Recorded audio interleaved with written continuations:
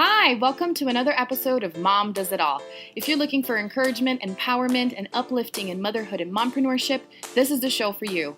I'm your host, Marta, triplet mom, certified success coach, and all things motivation extraordinaire. In this episode, I'll be answering the question, Marta, are you really that happy to be teaching moms about happiness? Well, let's find out. And if you haven't signed up for my masterclass, you have to. It's next Wednesday. You can just go to martaspurk.coach/masterclass. I'll be talking all about my course, The Happy Mommy, how to define and create your happiness in 60 days.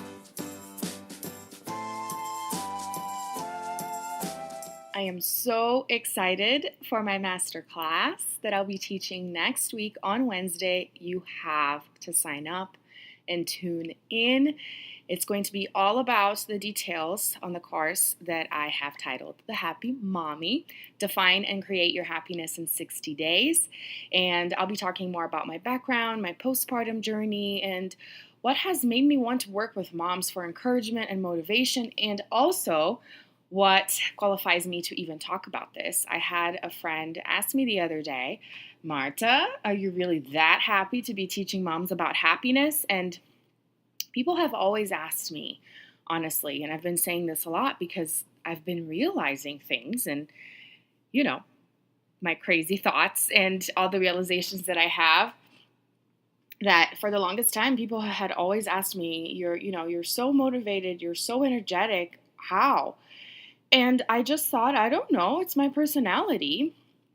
And then after having kids, even with all the challenges that I went through, I always talk about when life gives you lemons or life's curveballs, and moving to a different country 3 times in the span of 6 years, marrying a man from a different culture, even though it was a culture that I was very used to, it's still very different, a different reality, as I've been talking about. And then learning I was pregnant with triplets, high-risk pregnancy, so many fears, and then having the kids earlier than I expected at 34 weeks, and them staying in NICU for 3 weeks. It's a lot. And then Samuel's lung condition. Those first 6 months were terrible, with having to go back and forth from the hospital because they didn't know what was wrong with him, and then learning he had to be on oxygen 24/7 for a few years. And then my father-in-law was diagnosed with cancer. We decided to move back to America with 3 9-month-olds and go through 3 flights, so 2 layovers with those 3 babies, like 14 bags that we checked. When we got here, we didn't even move into our house because Shane still needed to remodel it to fit our needs. So I stayed with my sister-in-law in Nebraska for 3 weeks, by myself. Shane wasn't there. She was helping me, which was great, and his aunts and uncles and stuff. But it was a lot. And still, people would say, oh my gosh, God gave you triplets because obviously you could handle it. And it always made me kind of mad because I thought, I'm just doing what I have to do, and that's what everyone does with whatever happens, or what everyone should do with whatever happens to them, And then after embarking on this coaching direction and understanding that I really have a passion for encouraging and motivating other moms, I realized that even though it is my personality to stay positive and to be self-motivated and be energetic, there are things that you can do to train yourself to be positive. And I noticed that even though it came very naturally to me, I was still doing it. And once I started digging deeper because of coaching and then continuing my education, because I'm a geek, I love learning, I understood that, by studying neuroscience, positive psychology, even NLP, neuro-linguistic programming, and the law of attraction that I've been talking a lot about lately, I realized that even though lots of it came natural to me because of my personality, maybe, I don't know exactly, there are things that you can do on a daily basis to create these feelings and create this strength, or I should say, foster the strength that you already have inside of you. you know? And I've been thinking back to so many things lately, how I used to have an English teacher, my very first English teacher, because in Brazil, one thing that's very common is for you to take private English classes outside of school because the English in school is not very advanced, it's very basic. And because English is such an important language, and Brazilians are obsessed with American culture for the most part too. I mean, we watch all the movies, we listen to all the music. American culture really has a huge influence on us. People go and take private classes.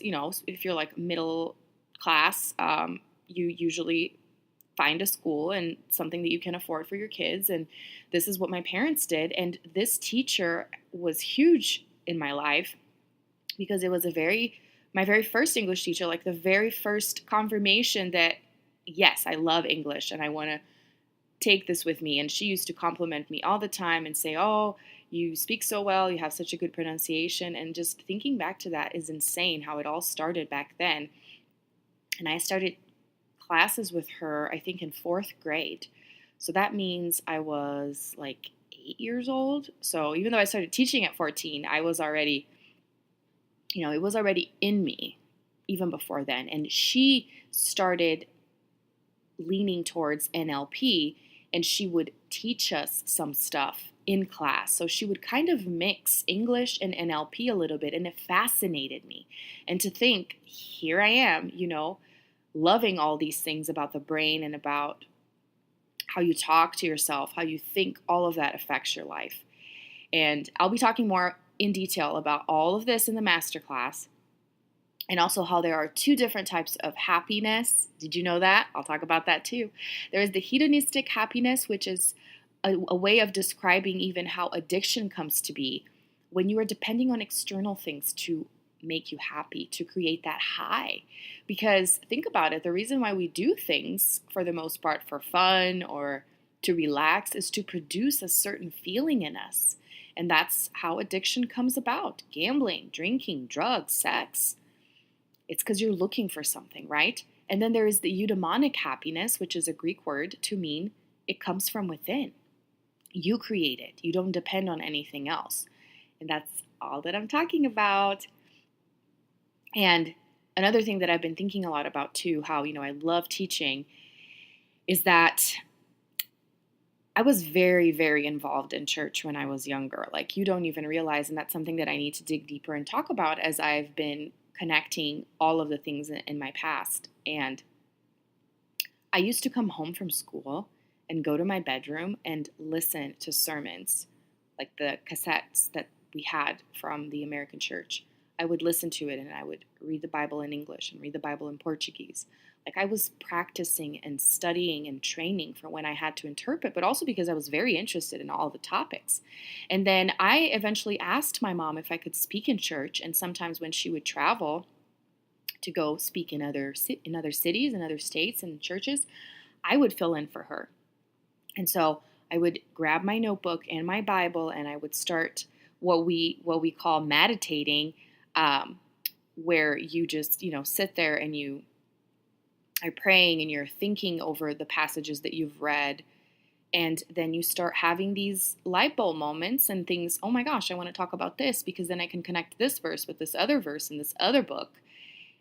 And I've loved doing that, like preparing a speech, preparing what I was going to talk about, And essentially this is what I do weekly when I record these episodes. And even now that I'm having speaking gigs, I'm still doing that. I'm connecting all the different things that I've been learning with my personal experience to impart that knowledge, to encourage and motivate. And I love that so much.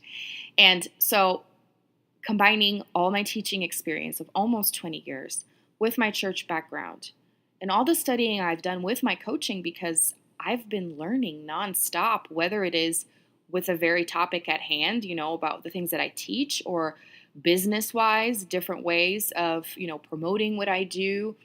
I'm constantly learning. And this has all taught me that you can really define and create your own happiness, but you have to get to know yourself first. And this is what I want to teach women, because this is what I have been doing with myself and with other women that I have been working with. So if you're even remotely interested in knowing where happiness comes from and how exactly you can define and create it, you have to sign up for this class.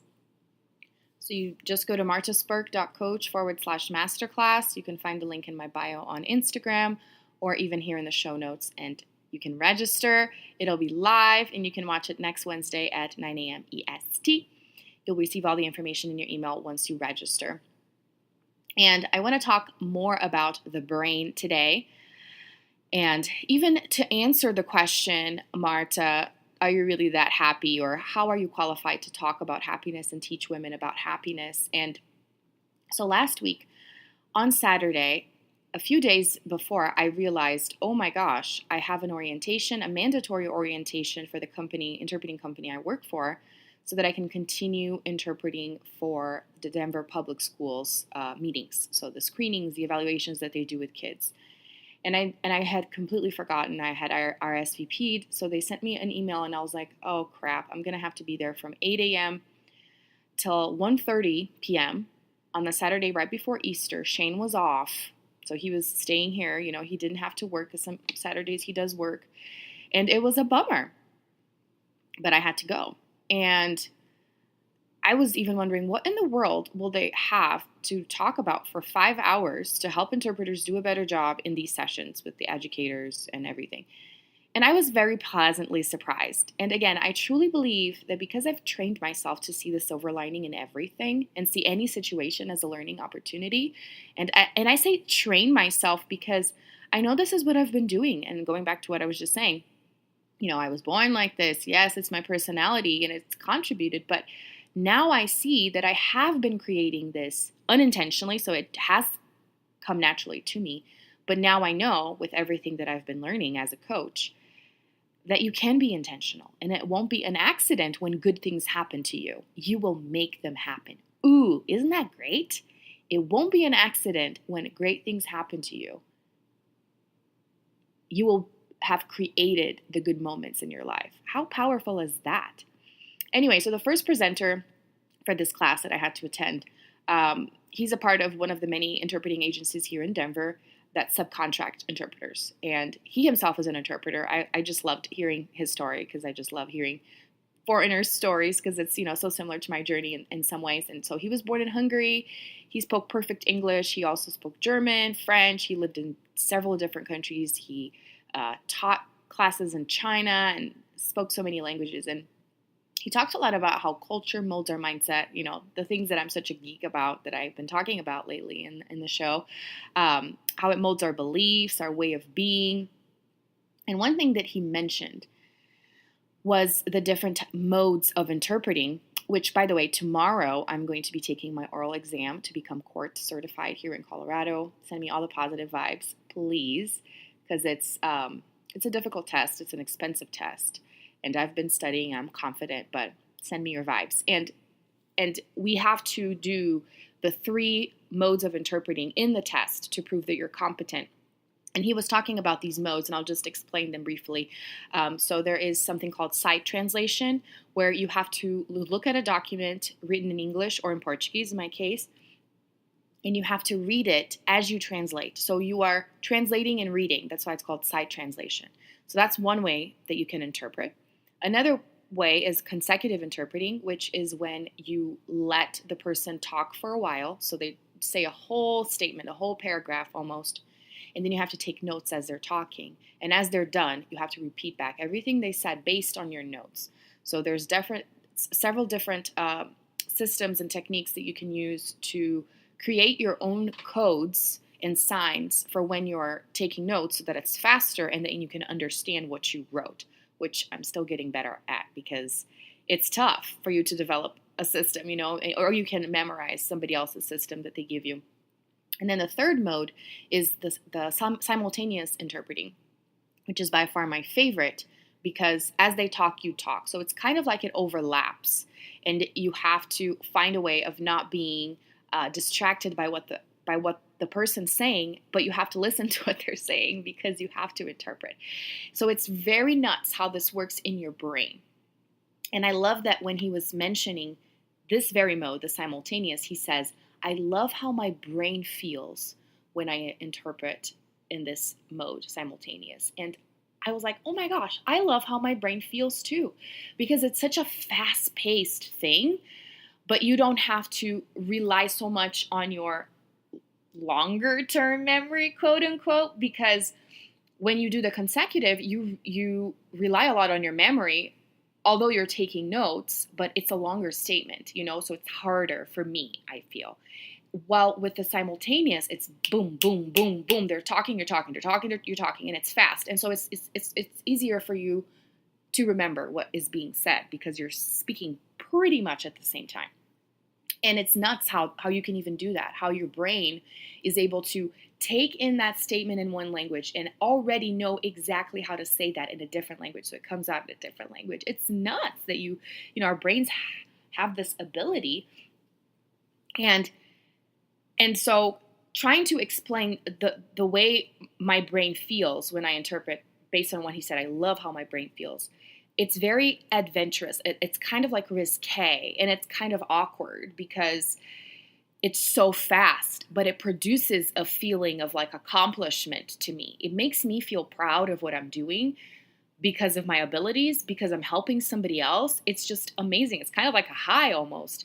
And one of the things that he mentioned as well is how interpreters work their brains so much that they keep their brains active and healthy even as they age. And that is true for bilingual people because you have to use your brain constantly with your memory. You have to dig back that vocabulary, that structure. So you're constantly exercising your brain and connecting, making different connections in your brain. And now I want to connect this back to the book that I've been reading about the brain. So all the neuroscience, because it's the author talks a lot about the habit of the brain, that your brain is conditioned to do certain things. Every day you have a routine, right? So your brain already knows you're going to reach for the toothbrush, that you're going to reach for the toothpaste, that you're going to go in your room, put your clothes on, you're going to drink your coffee the same way you always have drunk your coffee, you're going to get in the car, you're going to do the same exact route. So your brain is conditioned to do all of these things because you conditioned it. So basically you have conditioned yourself to feel certain feelings at certain times of the day, at certain days of the week. So you're always conditioning your brain, and it always does the same thing because it's been trained. Now, you could change this up and train your brain differently or surprise your brain. And that got me thinking about the whole interpreting thing, which that's the reason why I love it so much, is because I get to do different things all the time. I love surprising myself. I love putting myself in these crazy situations. And according to neuroscience, when you do that, you create different electronic connections in your brain, and that's very healthy for you because you're utilizing more of your brain. I mean, we hear all the time how underutilized our brain is. I feel like, 20% is what we use on a daily basis, and there's so much more capacity in there that we have lost because we are living this routine, that we are living this reality. But once you understand the potential of your brain, you can actually go a lot further. And that's where the whole creation of your reality, creation of your own happiness comes in. Because if you have been feeling certain feelings all the time, it's because you're training yourself to feel like that. What if you trained yourself to feel a different way? And you can. And it's all in your brain. It's all about creating a different habit. So that's why the name of the book is Breaking the Habit of Being Yourself, because it is a habit. You're conditioned to be this way. But once you understand you can change that, then you're golden. And so doing different things produce different results. That's it. So if you want to create the feelings of happiness, you just have to know how to produce that result for yourself. And first you have to define what happiness means to you. And that's where my masterclass comes in. So my purpose with the masterclass and with the course is to teach you to train yourself to think differently, act differently, to produce different wanted results. So that's why you have to sign up to go listen to what I have to say. I will combine my story. I will combine all the things that I have been studying, all these different, sciences and theories and things, and talk about how you can actually define and create your happiness, because it's all in there. It's already in there. You just have to dig it up and find it. Thank you so much for joining me today. I hope you got some value out of this episode. And please don't forget to sign up for the masterclass. You have to go check it out and listen to me. It's free. It'll be about half hour long. You just go to martasperk.coach/masterclass. You can access it from anywhere in the world. So for all of you ladies that are not in the US, it's going to be at 9 a.m. Eastern time. But you should be able to if you're in a different country, because that's even later for you. So connect with me. Let me know what you thought about this episode. Send me a message on Instagram. That's where I hang out the most. MomDoesItAll_. And I'll talk to you next time. Bye.